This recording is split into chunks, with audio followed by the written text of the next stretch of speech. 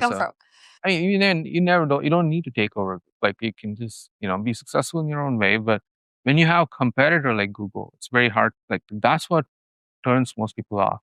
Sorry, what turns most people away is like, how do you compete in a space where, okay, let's say when we started, there were some other startups that were trying to do the same thing. They're all not around anymore. Like they either sold or like they pivoted. So as you keep going every stage from the seed round to like where we are today, your set of competitors keep, going away too. And you're like surviving, surviving, surviving. It's like Squid Games. And then finally you're ending up in a scenario or the arena where it's just Google, OpenAI, and yourself. And funding wise, like we raised $1 billion. OpenAI's raised close to 80 billion or 70 billion. Google has like 100 billion in just the cash, and they make 200, 300 billion a year in revenue. So you are obviously competing with like giant monsters. So you have to like bet on yourself to like still figure out ways, despite the whole world screaming at you that you have to sell to Apple, you have to sell to Meta.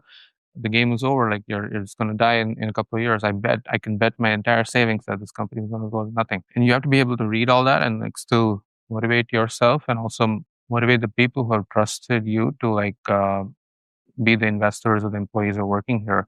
I always see like those who take equity in our company, they're basically trusting the leadership and the company to like deliver. What do you tell yourself when you read those comments? And tell myself that I'll prove you wrong. And it keeps you going. Yeah. That's amazing. Do you think that's your main trait that made you who you are? Your confidence? One of my important traits. I wouldn't say that's the singular. I would say the single main trait at the end is it's not primal or anything. I generally just like to learn a lot about any topic, and I enjoy the intellectual aspects of it. That's my most important trait, I would say. People have multiple traits, and so do I. And the survival instinct is definitely like something that's served me very well. I love it. Yeah. I love it. I mean, immigrants are all survivors. Yeah, Survivors, we right? are. Yeah. Do you still work 24/7? No one can work 24/7. Well, almost the I time you're awake. Yeah, I technically no. I do spend like time working out. I do spend time with my family. So I do work or think about work almost every waking hour. So it's very hard for me to like not look at my phone or like not check notifications, not be thinking about some problem in my head, zoning out sometimes when someone's talking to me, trying to stay present in the moment. These are all like hard things. And so these are the things I would sacrifice in order to like do whatever I'm doing really well. People like to think like, oh, work is work. After you go back home, you just shut down Slack and like your laptop, you never open it, and you're just like staying present in the moment at home. I cannot do that. And even on a walk, like I'm thinking about something. There's some phone calls. Yeah. So yeah, if that counts as work, yes.